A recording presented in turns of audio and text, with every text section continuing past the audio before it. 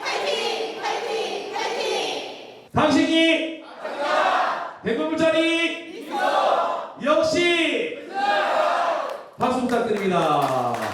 제가 어떤 공부를 했는지 또 앞으로 그 공부를 통해서 무엇을 하려고 하는지 이런 것들이 오늘 이 자리에서 여러분과 공감하는 시간이 되지 않을까 싶어서 저도 기대가 됩니다. 제목 보시면 기록과 건강이라고 되어 있죠. 왜 기록이라는 말을 썼냐면 제가 기록학 박사입니다. 기록관리학 박사. 우리 대통령 기록물 들어보셨죠? 또 공공기록물 들어보셨죠? 이렇듯 우리 주변의 모든 기록이 다 요즘은 아주 다 공개가 돼가지고 많은 사람들이 공유하면서 쓰는 그런 중요한 자료가 되고 있습니다. 이 기록과 건강,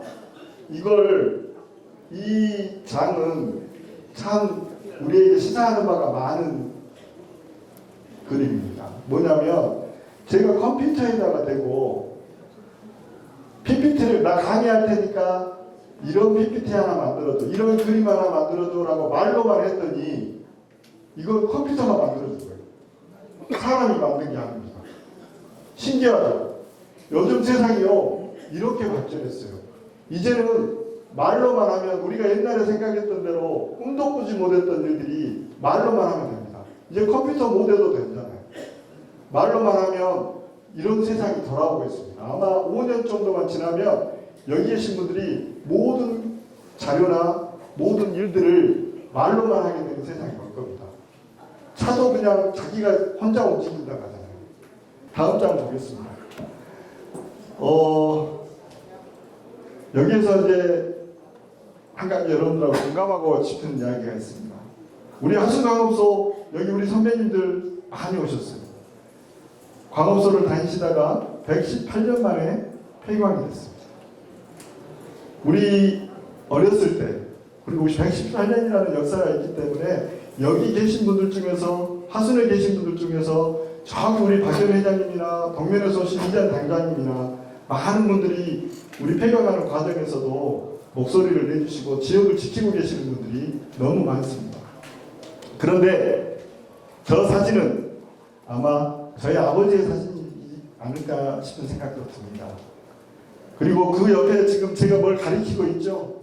저게 우리 하순광업소에 가면 그 광업소 간부들이 돌아가신 것을 미련하는 이름탑이 있습니다. 거기에 제 아버지 성함이 있어서 아버님 친구분과 그것을 보고 있는 장면인 것 같습니다. 그런 프로그램이 있었습니다. 그 고등학교 때인데요. 와, 제가 상상도 못했어요. 아버지를 만나러 가는데요. 그 200m가 넘는 그 막장을 들어가는데 정말 무서웠습니다. 여기 광업소 다시는 선배님들 계시지만 거기 들어간다는 게 그걸 덜컥덜컥 들어가는데요. 그게 쉽지 않다고요. 무섭더라고, 무서워. 근데 그 무서운 곳에 들어가가지고 새까만 구덩이에서 아버지가 그 도시락을 드시고 계시고. 와, 가슴이 좀 미어졌습니다. 그랬죠? 예, 저희는 그 도시락이 먹고 싶었는데 거기서 도시락을 드시더라고요. 그래도 한 번도 내서 가지 않으셨어요. 근데 죄송합니다. 죄송합니다. 근데 그 아버지가 또 빨리 돌아가셨어. 왜 돌아가셨냐면 진폐증이라고 탄광부 진폐증으로 돌아가셨습니다. 그래서 그 막장에서 그 먼지 마시고 일하시다가 병에 걸리셔가지고 본인 나이 59세에 돌아가셨어요. 너무 안타깝습니다. 지금 생각해보면. 지금 살아계시면 아마 더 좋아하셨을 건데 더 많이 좋아하셨을 건데 그 모습을 못 보여드려서 상당히 죄송스럽고 많이 그립기도 합니다. 넘겨주십시오. 이제 제 소개는 이 정도로만 합니다. 그래서 제가 광부의 아들이라고 합니다. 광부가 자랑스럽습니다.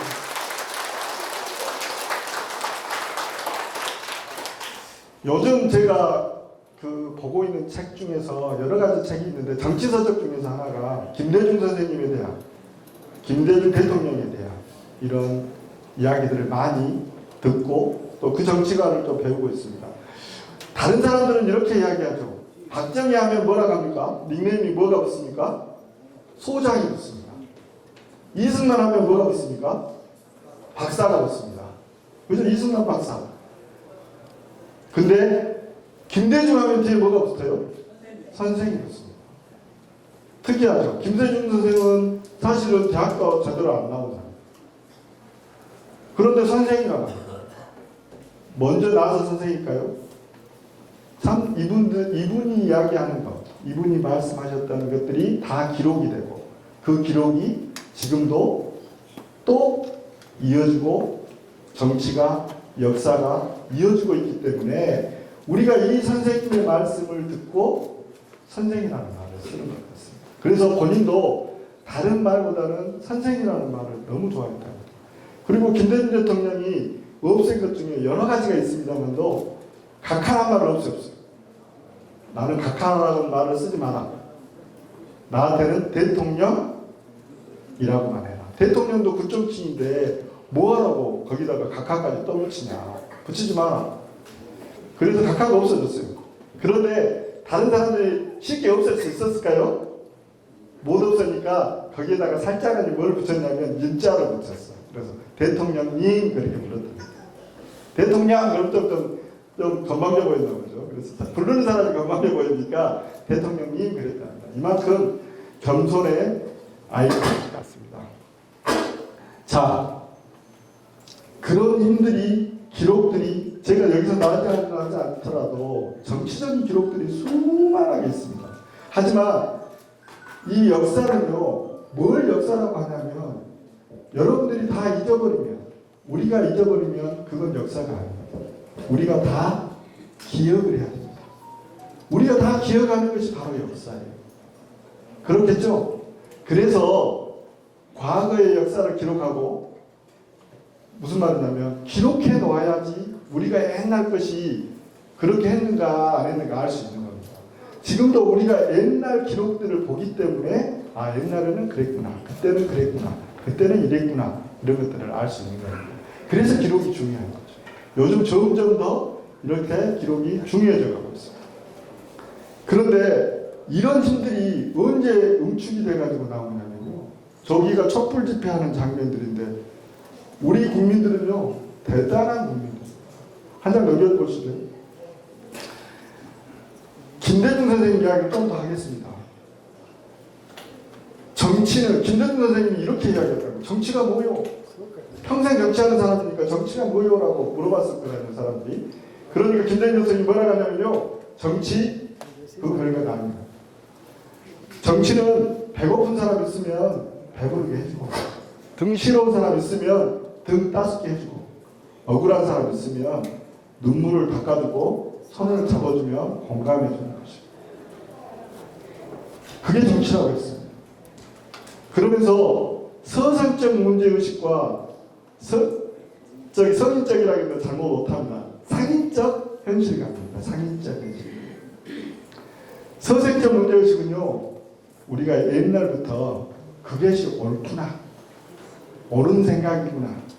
누가 봐도 그것이 옳은 거야. 라고 하는 것이 서생적 문제의식입니다. 그런데 상인적 현실감은 뭐냐면 정치를 하는 사람들이 너무 이상적인 이야기를 한다거나 뜬구름 잡는 이야기를 한다거나 저기 미래 이야기를 한다거나 이렇게 하는 것은 정치가 아니다는 거예요. 지금 배고픈 사람에게 밥을 주고 지금 추운 사람에게 옷을 주고 지금 어려운 사람 손을 잡아주는 것이 정치지 그냥 이상적으로 이렇게 하면 좋을 거예요. 저렇게 하면 좋을 거예요. 이렇게만 하면 정치가 아니다. 꼭 현실 가능한 이야기를 해보자. 이런 것들을 정치라고 했다고 합니다. 한 장 넘겠습니다. 자, 우리 역사적으로 우리나라가 얼마나 불행한 나라인지를 한번 제가 대립해서 이야기를 해보겠습니다. 저기 보면 이승만 대통령 계시죠? 이승만 박사라고 했지 않습니까? 6.25가 있었습니다. 박정희 대통령이 있었습니다. 노태우, 전두환, 박근혜, 윤석 술을 마시고 있는 인생이에요. 사진을 해도 썰어 넣을 수 있습니다. 술을 저도 윤씨입니다. 죄송합니다. 그것도 집안입니다. 박평민 씨. 참 죄송합니다. 제가 대신해서 사과드리겠습니다. 죄송합니다. 이분들의 공통점이 뭘까요? 아시는 분? 술 먹는 거? 독재를 했습니다. 근데 독재보다도 우선인 게 뭔지 아시죠? 놀랍게도 이분들이 다 내란으로 대통령이 되신 분들. 저기다 박근혜는 안 쓸까 말까 했어요, 제가. 근데 써놨습니다, 살짝. 자, 이유를 말씀드리겠습니다.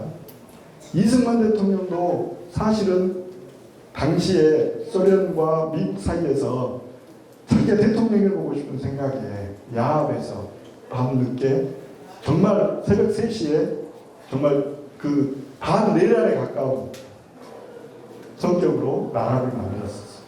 그래서 우리가 분단이라는 것을 겪게 됐습니다.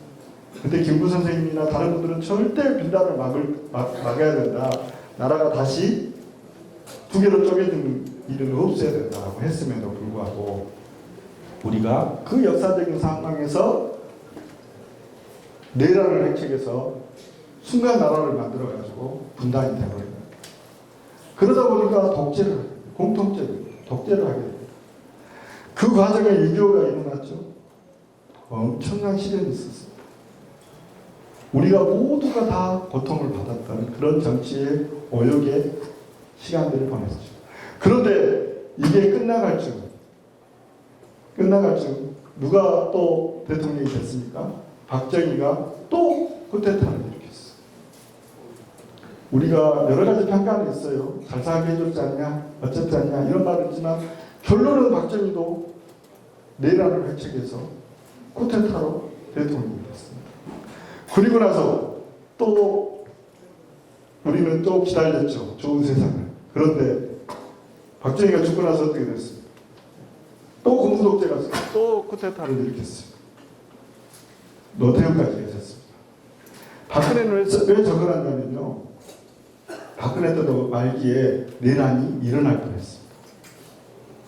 일어날 뻔했어요. 막지 않았으면 일어났습니다.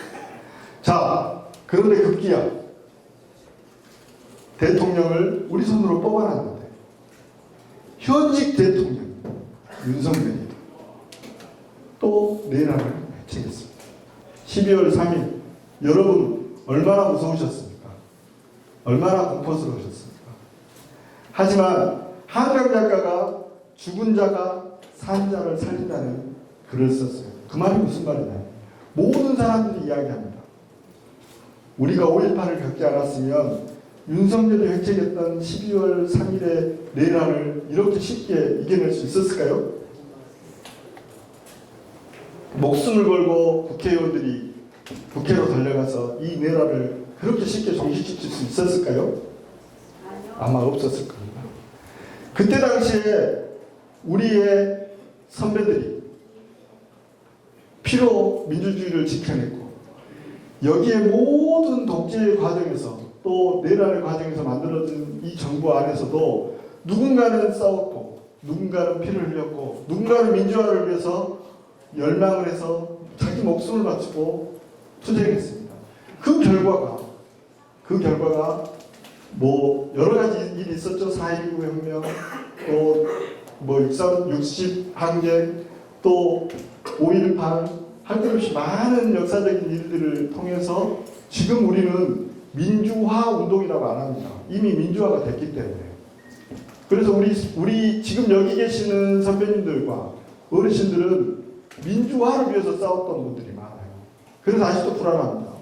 아직도 민주화가 안 될 것 같아서 불안해요. 하지만 우리 MZ세대 젊은 사람들은요, 그 피에 힘입어서 이미 민주화가 된 곳에서 살고 있어요. 우리하고 다른 세상에서 사는 겁니다. 그래서 그 사람이 사는 삶, 그들이 사는 삶과 우리가 사는 삶이 약간 차이가 있는 겁니다. 이해가 되시죠? 우리가 후손들에게 이렇게 좋은 나라를 만들어준 겁니다. 그런데 12월 3일 윤석열이 또 내란을 획책했어요.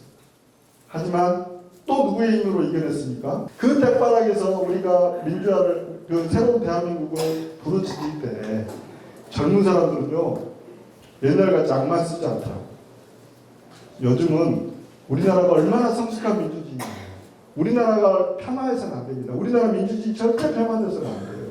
왜냐하면 우리나라는 얼마나 좋은 나라고 얼마나 성숙된 나라냐면 100만이 모여도 만일 미국에서 데모하는데 100만 모이면요 불 지르고 난리 나요. 상가에다가 다 가져가 버려요. 근데 우리나라는 100만이 모이니까 다른 사람들이 커피값을 대신 내줘. 밥값을 대신 내줘. 먼저 선결제했다고 다 와갖고 먹으라고 합니다. 그만큼 우리나라는 성숙한 민주주의를 가지고 있는 거예요. 그리고 국민들이 탱크 앞에 목숨을 걸고 갖다 댑니다, 자기를. 그만큼 우리나라는 성숙한 나라입니다. 우리 국민이, 정치가 우리 국민들을 못 따라가는 거예요, 사실. 여기 계시는 우리 하승 국민들을 못 따라갑니다.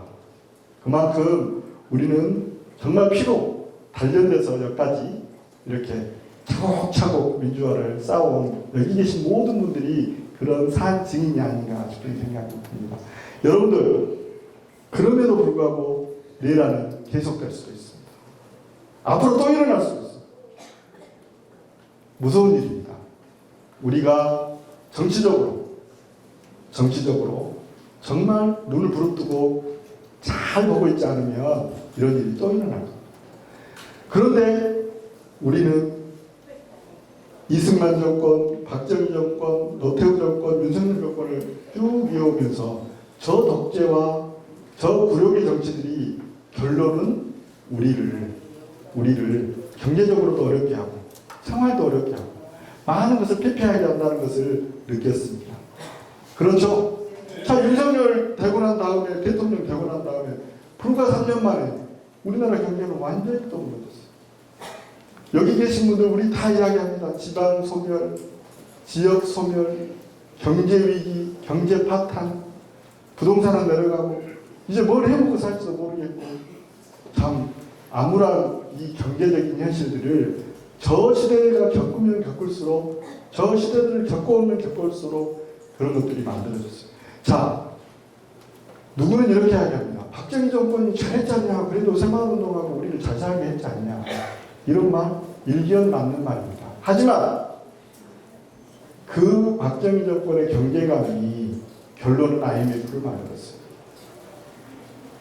그렇게 무분별하게 경제관을 만들어가지고 성장위주의 정책만 했기 때문에 나중에는 결론은 IMF라는 걸로 우리가 국가 위기에 부도의 위기 상황까지 직면해서 금방 무너질 뻔도 했습니다. 한 장 넘겨보겠습니다.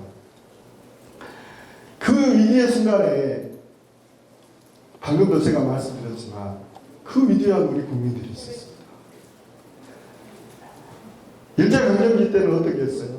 여기에는 안 적어놨습니다만도 국채보상운동이라고 들어보셨습니까? 아마 책에서 다 들어보신 이야기일 겁니다. 그때 1,300만 원. 그 1,300만 원이 엄청난 돈이었던 겁니다. 일본에서 채권을 우리한테 발행해서 우리의 경제적인 그 수탈을 위해서 채권을 발행했어요. 빚을 내주고.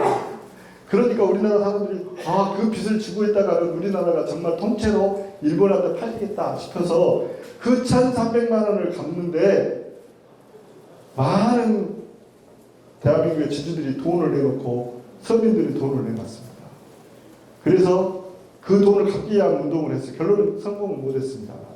그 갚기 위한 운동이 있었고 그 뒤로 뭐가 있었습니까? 물산장려운동 들어보셨죠? 우리 것을 사야 돼.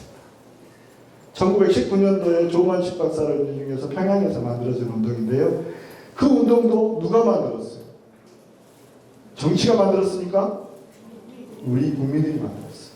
자, IMF 외환위기가 왔습니다. 금모으기 운동했죠. 그때 우리가 어느 정도 외환위기가 왔냐면 225억만 달러 정도를 갚아야 되는데 우리 국민들이 돈을 내놓기 시작했어. 금을 내놨습니다. 금을 갖다 팔아서 그 빚을 갚아보자. 근데 얼마가 모인지 아세요? 아까 지금 100억 달러 정도가 부족했다겠죠. 25억 달러 정도가 모였어요. 25억만 달러 정도가 모였어요. 어마어마한 돈이 모인 거예요. 어마어마한 돈이. 그런데 심지어는 김수환 추기경이 됐다고 선물로 준 그 뭡니까? 십자가. 이것도 내놨다. 이게 뭐가 중요하냐? 우리 국민들이 중요하죠. 근데 우리가 25억만 달러를 가지고 외국에다가 금을 팔아서 10억만 달러를 먼저 갖고 그 돈으로는 택도 없는 돈이었어요. 하지만 외국에서 보니까 우리나라 사람들이요 자기 생각을 안 하고 나라 생각을 먼저 하는 것을 보는 거예요. 대한민국은 정말 대단한 나라. 정말 성숙한 나라다. 우리가 이 나라에다가 돈을 다시 빌려줘도 갚겠구나, 망하지 않겠구나, 이런 확신이 들었답니다. 그래서 김대중 대통령이 돌아다니면서 돈을 꾸러 다니니까 방금 우리가 필요했던 100억만 달러가 모아졌답니다. 그래갖고 그 빚을 갚았대요. 그래서 야한인규를 넘었답니다. 놀라운 일이죠. 우리에게 박수 한번 보내주십시오. 자, 그런데 우리가 지금은 위기가 아닌가요? 아까 좀 제가 날개했지 않습니까? 소상공인들은 무너지고 기업도 무너지고 많은 것들이 무너져가지고 지금 나 잘 살겠어 하는 사람이 없어. 나 힘들어, 돈이 없어, 경제가 안 좋아. 모든 사람들이 힘들어 나갑니다. 이 상황에 우리가 어쩔 수 없어. 나라 탓만 하고 있고, 이렇게 하면 나라에서, 정치권에서 모든 것을 다 알아서 해결해 줄까요? 안 그럴 겁니다.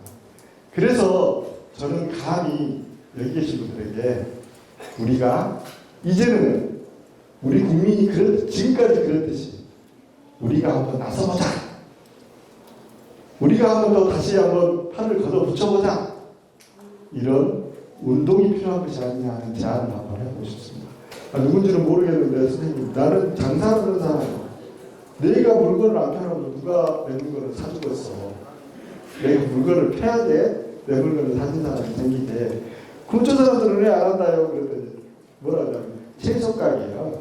새벽에 내놓으면 땡땡 얼어갖고 안 되니까 안 내는 거라고. 그렇게 이야기를 하죠. 그런데 내가 다시 가가지고 그분한테 그래요. 뭐라도 사드려야 되겠다는 갑자기 마음이 생기대요. 그래서 그분한테 뭐 하나 살랍니다. 그랬더니 뭐 살라요? 그래서 아니 내가 살 것은 없고 생각도 안 했잖아요. 그래서 여기 헤드라이트를 켜고 있길래 그거 주시오 그랬어요. 그랬더니 그분이 나한테 뭐라 하는지 아세요? 거보시오. 팔라고 내놓은 게 산 사람 있는 거. 이렇게 살아오요. 그래서 내가 3만 원을 주라고 해서 아침에 깎으면 안 되잖아요. 현금으로 드렸지. 딱 그랬더니 그놈을 딱 머리에다 붙이면서 마수했다고 하시는 거예요. 너무 좋아요. 오늘 선생님한테 마수했다고. 그래서 오늘은 하루가 잘 될 것 같다고. 그런데 우리 임탁준 사무장님하고 서울로 올라다니는데요. 그때도 추웠어. 엄청 추웠죠. 장갑 끼고 갔어요. 내가 아침에 교통정리한 거 아시죠? 교통정리 갔다 와서 이제 거기를 갔는데 어떤 분이 장갑을 안 끼고 오셨다고 하는데 장갑을 접어줬어. 근데 그분이 나중에 한 짝을 잊었다는 거예요. 그래서 장갑은 두 짝 있어야 되니 한 짝을 잃어볼 게 어쩌겠어요? 필요가 없겠죠. 그래가지고 그 다음날 교통정리를 하려고 했는데 이제 손이 시려서 안 되겠네. 그래가지고 딱 양품점에 갔어요. 9시 정도가 넘어서 갔을 겁니다. 근데 그 양품점에 갔다가 15,000원짜리 장갑 하나 샀어요. 비싼 것도 아니고 비싼 것도 없어 또 사실은. 그래서 그걸 샀는데 아주머니가 나한테 손을 잡고 뭐라 그러냐면 내가 마수해드리러 왔어요 라고 나도 모르게 말하거든. 그런데 아주머니가 나를 잡고 물어봐. 의원님 나 좀 살려주시오. 왜요? 아니 저한테 이렇게까지 하실 필요는 없잖아요 했더니 아주머니가 뭐라 하냐. 어제 그제 요 며칠간 아침에 일찍 일어나서 불을 켜고 청소하고 또 이렇게 사람을 기다리는데 징그럽게도 살았다. 징그럽게도 살았다. 사람 기다리는 것이 정말로 죽겠대. 미치겠대. 근데 오라는 손님을 안 오고 점심시간이 돼가지고 밥을 먹으려면 오래 안 씻는 기분인데 도시락 싸갖고 먹는 것이 괴로워 죽겠다. 이렇게 말씀을 하시는데 너무 내가 가슴이 아팠습니다. 왜냐하면 정치한 사람들이 뭐라게요. 저 좀 잘해주십시오. 하고 나왔잖아요. 저희가 인데가.